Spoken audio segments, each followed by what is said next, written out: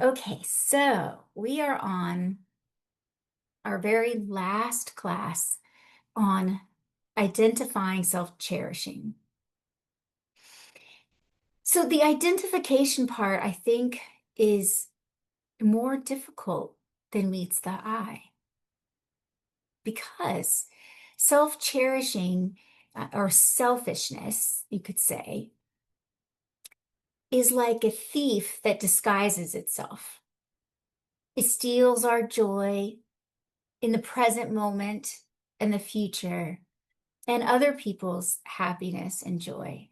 But sometimes it masquerades a bit and it gets mixed.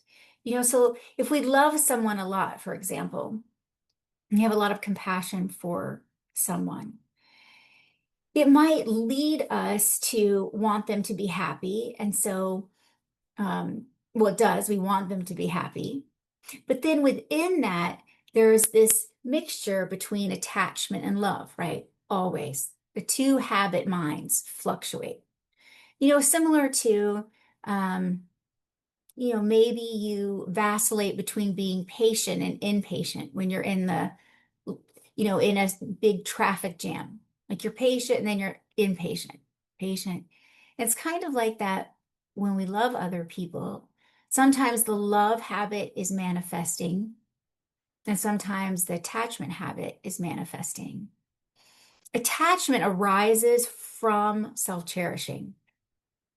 Right? First, we grasp at a self that exists inherently and separate from others. And then we want to protect that self. And we want to make that self happy. And that's where that self-cherishing comes in.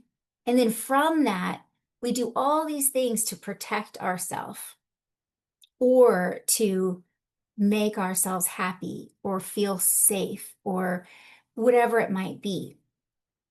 But when minds are mixed together, like you're loving someone so much, right? Or you love your students, or you love you know, there's a bit of attachment and self-cherishing mixed in, right? That habit gets in there. And sometimes it can look like people pleasing, for example. Ames and I were talking about this yesterday, and she gave me such a good way of differentiating between people pleasing, which is actually really about what's comfortable for ourself most eminently, right? This is, easy perhaps to do, but if it harms us, also, Buddha's talking about equalizing ourselves and everyone. We don't put ourselves below and allow others to be harmful to us, right? We don't want that for them and their karma, you know, anyway. But also, I think with something like people pleasing or codependent type of relationships, the mind of self-cherishing appears like care and doting and taking care and putting someone else's needs above our own. But we have to check and see that in the long run, is this the wise thing to do? So what Ames told me is it kind or is it nice? Does that make sense? Are you being nice or are you being kind?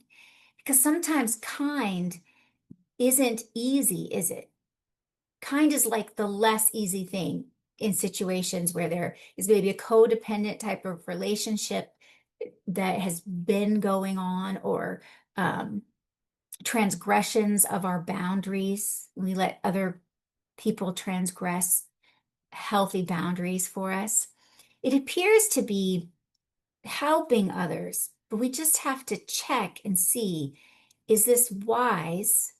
Is this the best thing for this person?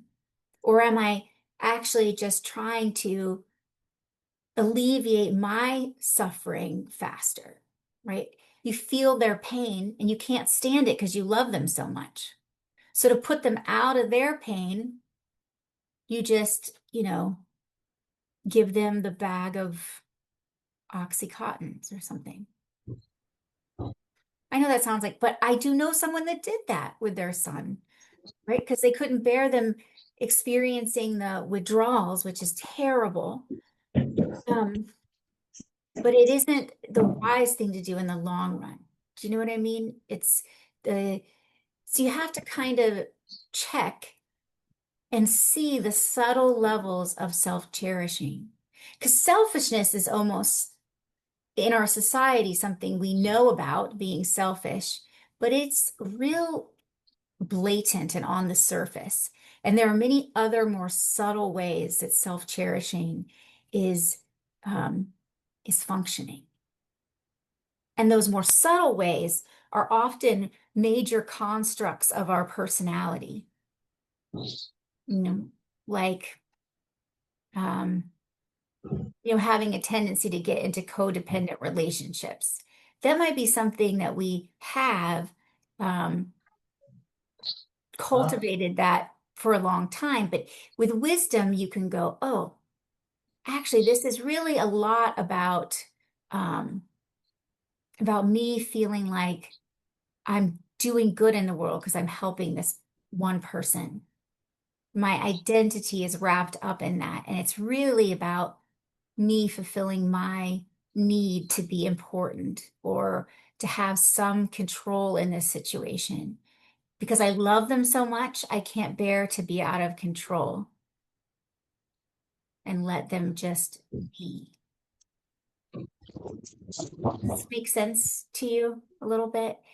It's difficult. This one is it's just like when we spend so much time identifying the I that appears to be inherently existent, it's so much is getting the target right. And in the same way, getting the target right for self-cherishing is going to help us really uncover a lot of unhealthy habits that we have, deeper unhealthy habits that go masquerading around as other things, right? So I'm going to just share this with you. Look at this guy. I don't even know I think he's a rat. Is he a rat to you guys? Because he went to somebody's big fancy party, this guy. He's their friend and he appears as the friend, but actually he's going around stuffing his pockets with their jewels. In our text, it even says, so now I've identified you, you thief. It has appeared many times to be our protector, self-cherishing, right? It protects us. It makes sure that we get what we need, we think. But in reality, it's not that mind that with self-compassion and wisdom does protect ourselves, right? There's a difference in that even, you know? Okay, this is from Shantideva. Whatever worldly joy there is in this world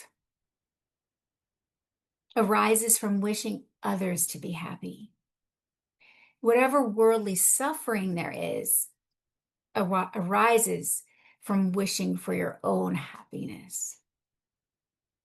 Okay, so how could this be true? Whatever worldly suffering there is arises from wishing our own selves to be happy. Okay, so if we look karmically, right, when we have a shortened lifespan or something, or a lot of sickness, it comes from killing or harming other living beings physically in the past. At least that's what we believe if you believe in the law of karma. Or stealing, if we are stolen from, it comes from having been someone who stole something in the past, right? You've stolen. In lacking resources is that as well. If you lack resources, it can be from the karma of stealing in the past, for example. So why do people kill? Let's just say we kill the little, we say we kill the roach in the house. Or maybe that's a bad one. It's very controversial, the roach one. We kill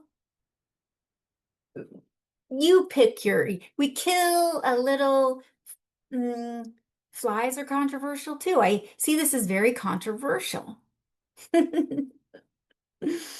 We kill a spider in the house. We don't want our house to have cobwebs and whatever it might be. We're scared, we're too scared to try to put a cup over it. And, you know, it comes from this mind, doesn't it? That thinks, I am the most important. I own this house. I own this land. Humans, we own everything. Don't get in my garbage, raccoons. I'm gonna shoot you because I don't want to pick up the garbage after you. Oh, well, the raccoon says, well, I don't want to have to live with all your cement. Or it takes away all my food sources. So then I have to rummage around for garbage instead of eating the little creatures I could be eating. If there were more little creatures, for example. Hmm? So if we experience a lack of resources, right, or someone steals from us, why does anyone steal? It's because they think it's more important that I have it than this person that actually owns it.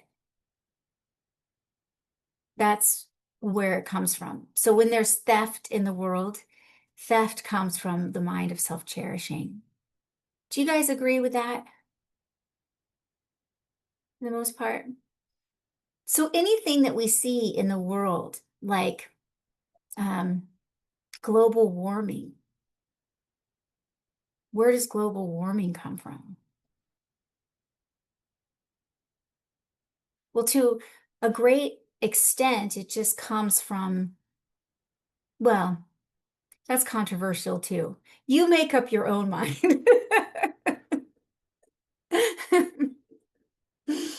But I can tell you on some level, it comes from self-cherishing of some people involved, for sure, some more than others, right? And everything that we see in the world, if you really look at it, you can see the rivers and the streams that go back to this vast ocean of self-cherishing that we're all of us drowning in, actually. All of us have this. Until we're a Buddha or at least a Bodhisattva, we have this self-cherishing mind functioning. But you don't have to worry because the natural state of humans, I think, is to cherish others. I feel like the killing and theft are rooted in fear. Yes. Yes, this thought of having to protect oneself. But you know what it is? It's the backwards way of going about being free of fear, right? It's creating the causes of suffering to try to alleviate our suffering. Right? So say if someone were to steal, if they were starving, I mean, that is one way of that happening. And I feel like the intention, whatever the intention is, makes a big difference, right? So if you're starving or you're having to provide for your children, I think that's really different than someone just, you know, going into someone's house and stealing, right? Like, those people that got caught going into all those famous people's houses? That was my rat's picture. Oh, yes, they were in like, oh, I forget who all they were. Paris Hilton was one of them, like they would go to parties and then they'd scope out how they could get back in and leave the door unlocked and then go and steal from them, right? Yeah, it didn't turn out that great for that gang, that fancy gang. Um, and in reality, everything that living beings do is to try to be happy and to be free of suffering. But you can't blame them. In fact, we want that for every living being to be free from suffering and to be happy. But we go about it in the wrong way. So, for example, everything we ever do is in a wish to be happy or to avoid some kind of pain or avoid something we find unpleasant. That's what we're doing all the time, right? Would you say that's true? We're always trying to be happy. Everyone is exactly the same in that. They're just trying to be happy. But nobody really gets there. Don't you think that if you started playing guitar today, even if you're not musically inclined, if you did it every single day for all of your waking hours, you would be amazing at some point, wouldn't you? The thing you do over and over, but all the time we're trying to be happy. We're trying to avoid things that cause us suffering. We never get there in a lasting way. We only get little temporary little blips, like the blippiest blip, little tiny blips, because we're going about it in the wrong way. Clearly, right? If you were doing it in the right way, you'd have got there by now. You'd be blissfully happy, wouldn't you? If you had been doing it the right way this whole time. I know. But isn't it just wild that we do it the wrong way always? Yeah. I mean, it's not wild. It's what we've been doing. And Buddha would say it's actually because we put our own needs in front of others. We are the central figure for ourselves in the universe. We're the only most important one. And in reality, it almost makes us like we're in solitary confinement. We're the only one that matters. We're in there on death row, right? Because we are alone in this. So Buddha says, if you turn that around and you put others, you live in service of others, say you want to become a bodhisattva so that you can help others along the spiritual path and in myriad other ways. And you pursue that relentlessly because you want to help them, help living beings. When we turn that mind around, happiness just naturally comes. We naturally get happier and happier and happier. Even our wishes get fulfilled because we're creating only good karma and not bad karma. Isn't that crazy? They say that bodhisattvas can even, make things happen by saying they have bodhicitta. If it is true that I've developed bodhicitta, may this flood recede. Somebody said that, and the flood receded. I can't remember who it was, but some big time one. Is that just wild? I mean, that's the amount of good karma that we create when we flipped it around. And we'll spend the next month working on that, flipping the switch, because I want you to see this experiment from both sides. We've been looking at how self-cherishing harms us and others. We're trying to do that experiment, and now we're going to do the experiment the other way. What happens when I cherish others more than myself? Not in a way that's like a doormat, not in a way that we allow others to transgress our boundaries, because that's not good for them or us. Like if I were to say, um, I know, Missy wants to have people over all the time. If she could have people over 5 days a week, Mrs. Hostess, she'd be so happy. So if I just, didn't pay attention to my boundaries at all and I let this happen, what would happen ultimately is I would have a meltdown at some point and no one would be happy. It would all, do you see what I mean? You have to think about what is good for you and others. And often what's good for us is good for others when we're talking about our boundaries. See, it is complicated though, right? It's figuring out when to take the medicine and how to take the medicine of cherishing others. When is it appropriate to look at our boundaries and make sure that our boundaries are clear, we have healthy boundaries. The Buddha would never want you to cause yourself to suffer for other people's happiness because he loves all of us the same. You know what I mean? If you love all living beings equally, it's not like you get to be the doormat because you're saying you want to be a bodhisattva. No, you do have to protect yourself as well in a wise and compassionate way. Have all of you been finding it kind of complicated to distinguish out certain aspects? The way self-cherishing? Yeah, because knowing you guys, you're all so compassionate, loving, want to be pleasing, right? So I'm sure that you all have these ways where attachment and self-cherishing gets mixed in with our habits of love and compassion. The other habits also are in there, and it makes it hard to distinguish if it is self-cherishing or not.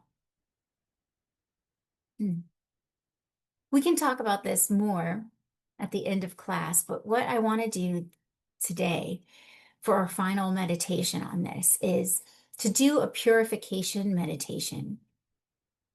So when we do purification in Buddhism, we say there's 4 powers of purifying. We're going to purify some things from our life that we deeply regret. And I want you also, when you see what it is that you're regretting, right? You want to also see how it was self-cherishing that compelled us to do it. Not like it's your fault, okay? Regret is not about feeling guilty. In fact, guilt and regret are not at all the same minds. Regret is like seeing it's a poison and wanting to get it out. I've swallowed something that it looked like Gatorade, but it was really something toxic. I need to get it out immediately. Guilt is like anger at yourself. I'm angry at you, self, right? And an angry mind is wishing to harm. It's like wanting to hurt yourself. It feels painful.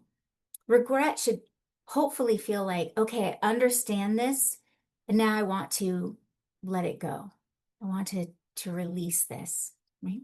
Purify this. Regret then thinks, okay, what have I done in this life that I really regret, that I want to purify?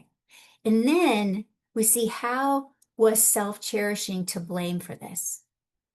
Self-cherishing is not you. It's just one habit you have that everyone has, right? And that we want to be free of that self-cherishing. And if we think it comes from self-cherishing what I did, and we want to purify that, it'll go deeper and purify the underlying causes of why we did it in the first place, which is self-cherishing. But you're not to blame, right? The disease of self-cherishing is to blame. It's like cancer or something that is not you and can be cured, and you're not to blame, right? Okay, so I want you to think when we do this meditation, what are a few things I've done in my life that I really regret? And what compelled me to do this? Was it selfishness or self-cherishing? And if you see that it is that, then once we start purifying, these things, The first part is just regretting, right? You're going to regret. And then you pray to the universe, to Buddha, to God, whoever you want to pray to. But this is called the power of reliance. And you say, you can even say it to no one. You just go, please help me purify this. There's an extra magical power of asking for powers beyond us to help us to purify. Right? So you say, please, please, universe, please, goddess, mother, please, I mean, whoever you want it to be, anyone, could be whatever you want, or just please, please help me purify this. And we'll think, help me purify these actions that arose from self-cherishing. Help me purify the self-cherishing mind. Because I want you also to see what self-cherishing has caused us to do in the past.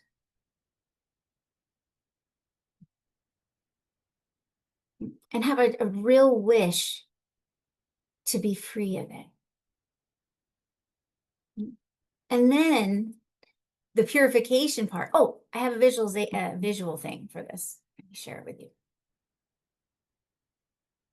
Regret, reliance, that's the praying part. Then opponent force is the meditation we're going to do. And we imagine that the Buddha of purification is just a being made of white light. It looks like, visualize him like this if you want to.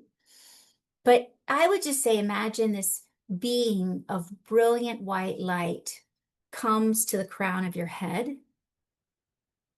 And then you pray, please help me to purify this. And that being just starts emanating this white light, purifying white light. White light and nectars. So it's light and it's also fluid as well. And they come in, right? So when it enters your body, it's white light and nectars, just purifying. Fluid and it's light and it's cleaning everything, right? It's purifying all that karma from your crown to the tip of your toes. Then finally, what happens at the end to cap off this purification practice is you make a promise. And your promise is to refrain from some action. Like say you were trying to purify stealing, right? Maybe you would promise to, for 1 week, make sure you don't steal anything. You don't take anything that's not given. Or for 1 week, you're going to perform some act of generosity every single day to purify it.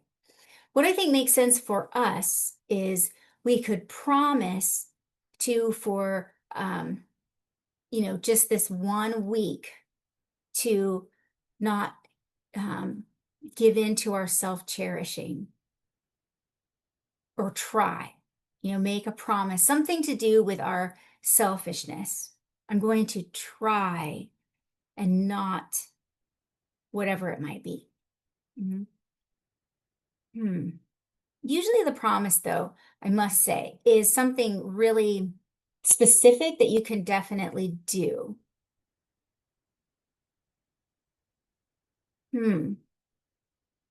It doesn't have to be exactly in line with what you're trying to purify, right? Like you could say, I promise to meditate every single day this week to keep this promise.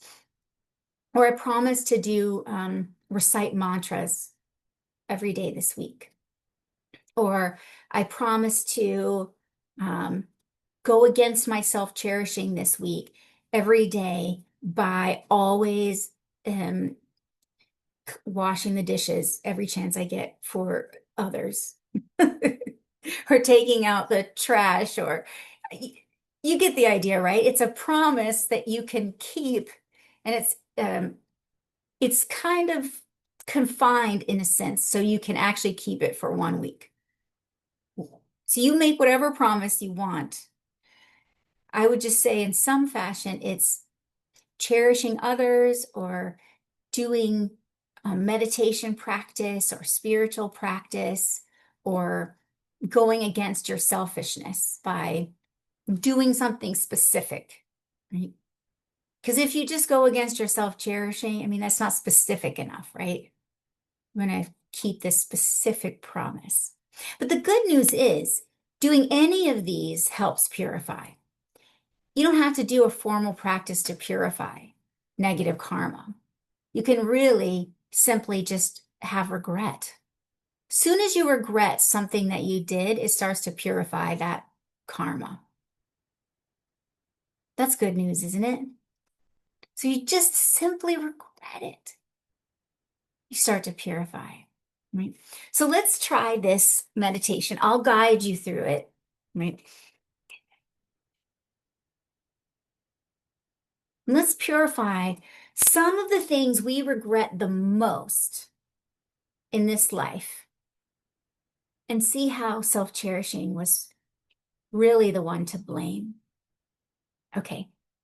So check that your back is nice and straight, but relaxed and comfortable.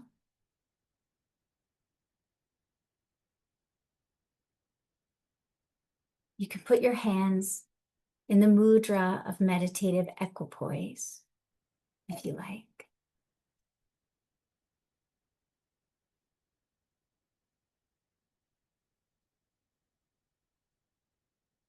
With your eyes closed, breathe deeply from your diaphragm.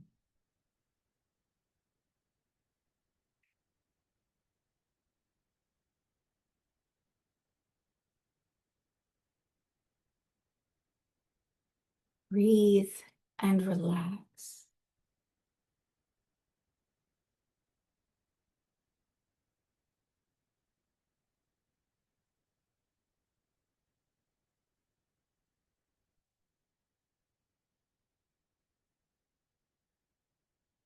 To begin, contemplate things that you regret having done in this life.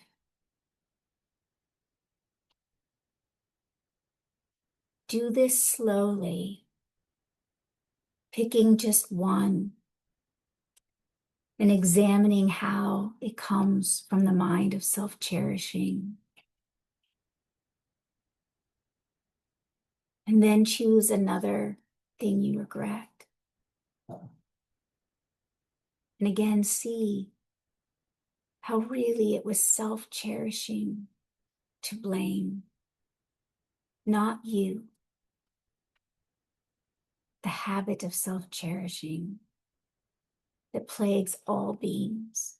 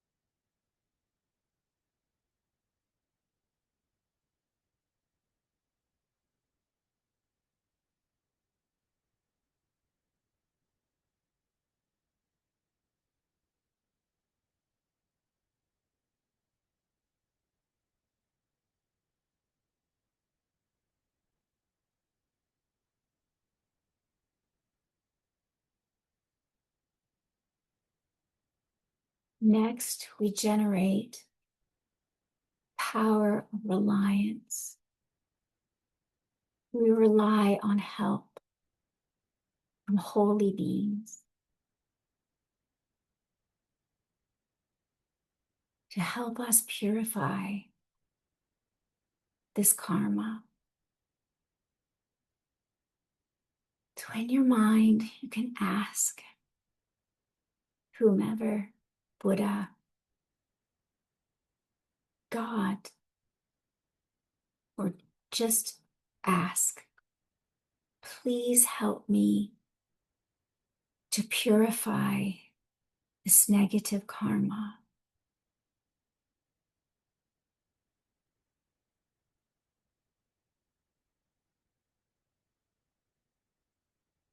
Think about what you're regretting and ask for this help.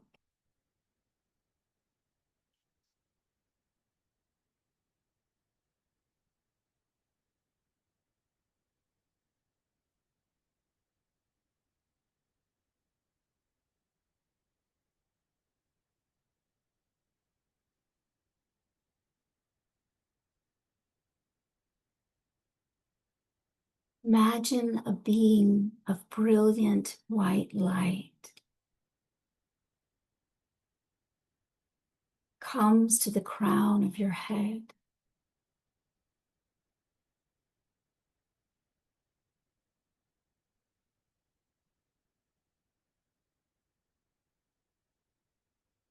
I think this is a Buddha of purification, whatever holy being is emanating brilliant white light.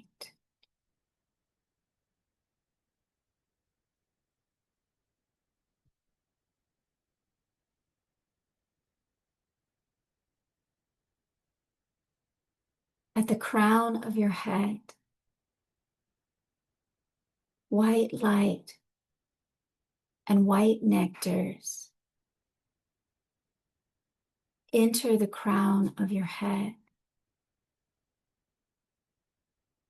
from this being of light. While it appears to only be light, its nature is purification. These nectars are cleansing our karma. So please imagine the white lights and nectars flow through and fill your forehead.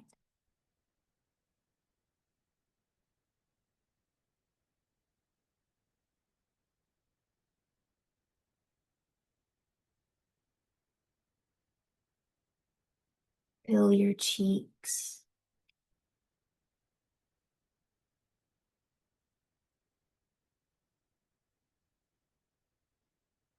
your head, your jaw,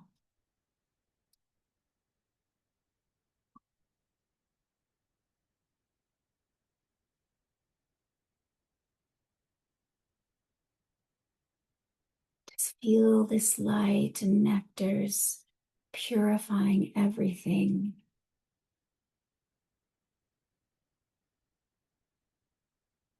Imagine it flows down your neck, into your shoulders, purifying that negative karma you regret.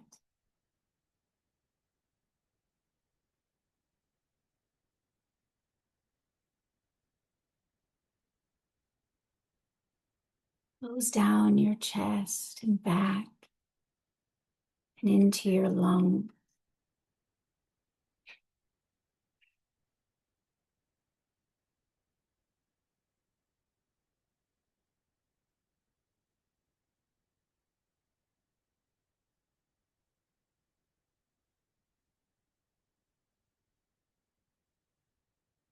Continue visualizing this light cleansing every part of your body and purifying the negative karma of self-cherishing, everything we've done in the mind of self-cherishing itself.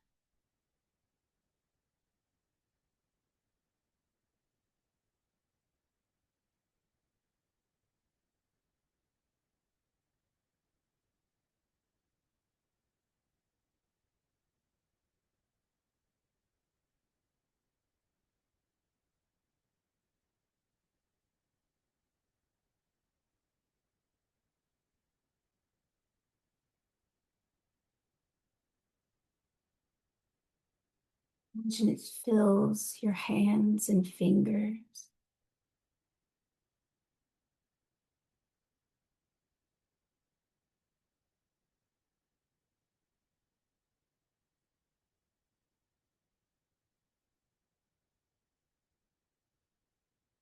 Move the light down to the tip of your toes.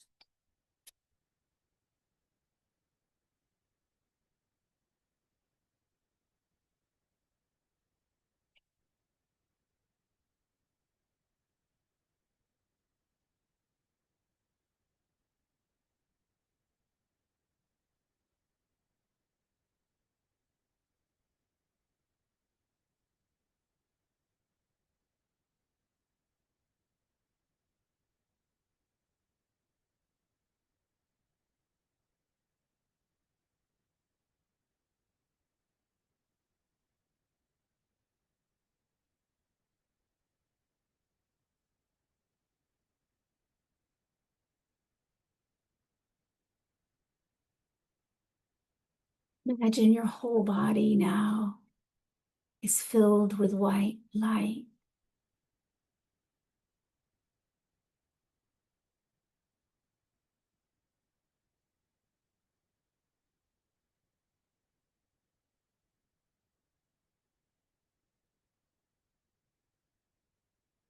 Simply imagine you've purified these actions, completely cleansed of this negative karma.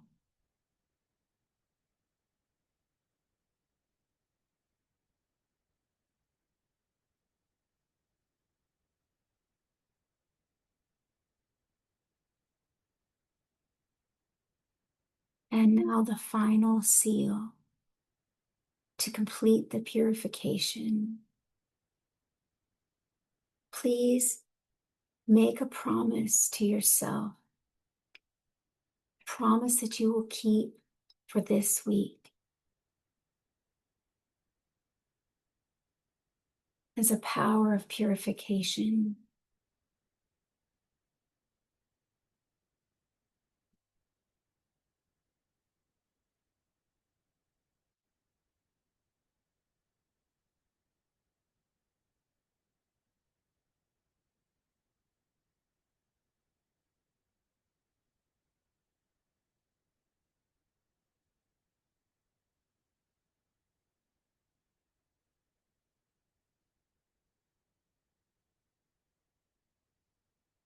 Without forgetting your promise, relax your concentration, allowing any visualization to fade from your mind.